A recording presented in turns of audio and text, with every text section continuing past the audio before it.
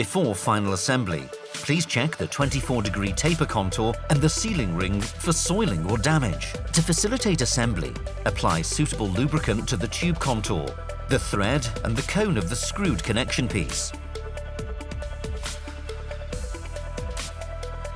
Now hand tighten the SQR union nut. VOSS recommends making markings on the union nut and the tube to check the stipulated tightening path. For final tightening, the union nut is tightened by 1/2 to 3/4 of a turn with a wrench.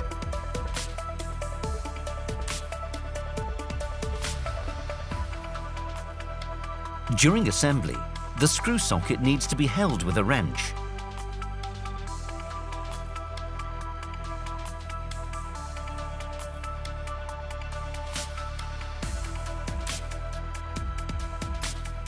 As an alternative to path-dependent assembly, torque-dependent assembly is also possible. The required tightening torques are stated in the VOSSForm assembly instructions.